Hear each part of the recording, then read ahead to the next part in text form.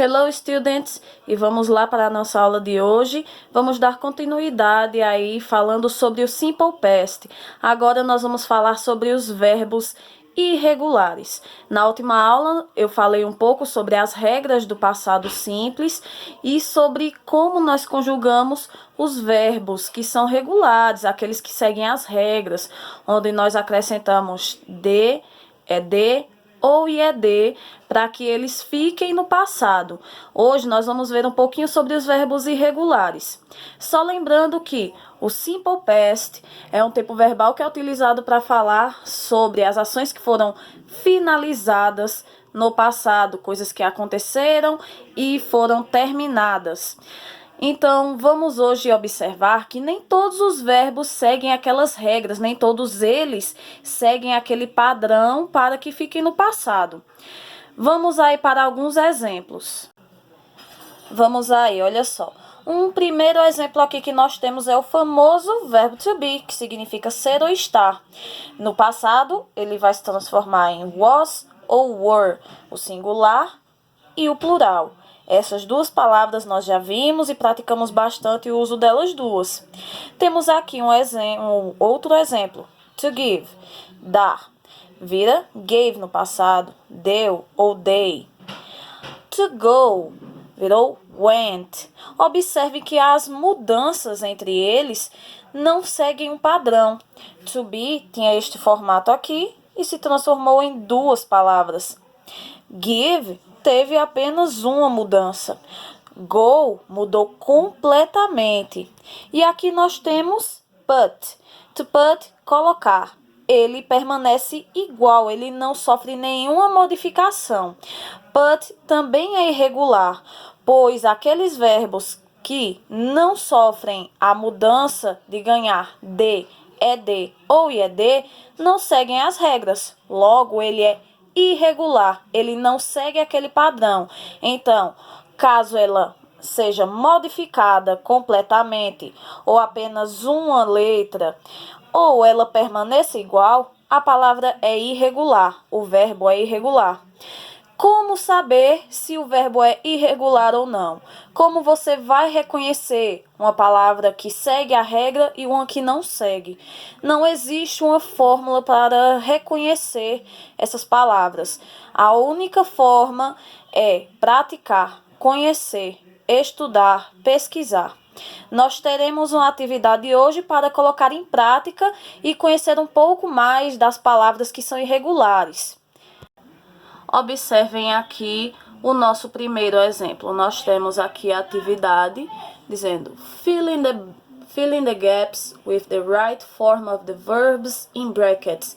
Complete os espaços com a forma correta dos verbos entre parênteses. Temos aqui os verbos entre parênteses e para resolver esse exercício nós só precisamos completar aqui os espaços com a forma dele no passado.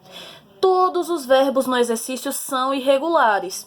Temos aqui como exemplo a primeira palavra, o primeiro verbo, to bring. Bring, observem aí.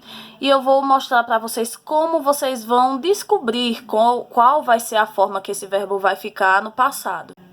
Na página 95 do livro de vocês, 95 e 96, nós temos uma pequena lista com alguns verbos irregulares. Não são todos, são apenas alguns. E aí nós vamos estar observando. Procurem o verbo to bring nessa lista. Nós vamos observar aqui nesta coluna e a forma como ele vai ficar no passado nós iremos encontrar na segunda coluna. Essas duas, por enquanto, nós não iremos utilizar. Aqui nós vamos encontrar, olha só, to bring, o primeiro verbo que está na frase do nosso exercício. E to bring no passado vai ficar brought.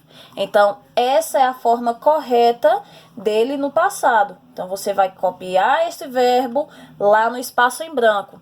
Todos os verbos estão aqui nesta página ou na página 96.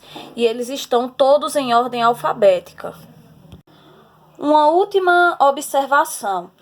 Nos exemplos que eu citei, Todos os verbos, assim como eles no livro, na primeira tabela, eles estão com a partícula to. O to, ele possui uma tradução, ele significa para. Porém, ele tem uma outra função dentro da língua inglesa. Ele é um indicador de infinitivo. Então, to be é ser, mas was e were não é ser, é era, estava. Então, observem aqui um exemplo. To go significa ir, está no infinitivo, porque nós estamos com a partícula to.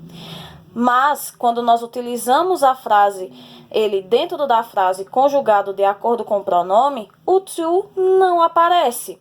Onde nós conjugamos o verbo, to não entra. Ele só entra junto do verbo quando nós temos a intenção de utilizá-lo no infinitivo ou quando ele está completamente sozinho, como é o caso aqui. Vejam o exemplo. I go shopping every week. Eu faço compras toda semana. Eu vou fazer compras toda semana. E o to não aparece. To go, no passado, se transforma em went. Foi. I went shopping yesterday. Eu fui fazer compras ontem. Vejam que went aparece também sozinho. To não aparece. Então, todas as vezes que vocês forem conjugar um verbo dentro da frase, a menos que tenha-se a intenção de utilizá-lo no infinitivo, o to não pode aparecer, senão fica errado. Eu não posso dizer duas coisas ao mesmo tempo. Ou eu digo ir, ou eu digo foi. Então, ou você diz to go, ou você diz went. Ou você diz go, ou você diz to go. São duas traduções diferentes, são dois casos diferentes. Então, students, essa foi a explicação de hoje. É super breve. Qualquer dúvida, estarei disponível. E esse vídeo vai ficar disponível aí no meu canal do YouTube, certo? É uma conta que eu criei apenas para esse momento da quarentena. Eu não virei youtuber, essa é uma forma que eu encontrei de estar facilitando e explicando um pouco mais para vocês sobre os conteúdos. Obrigada pela atenção, um beijo e bons estudos!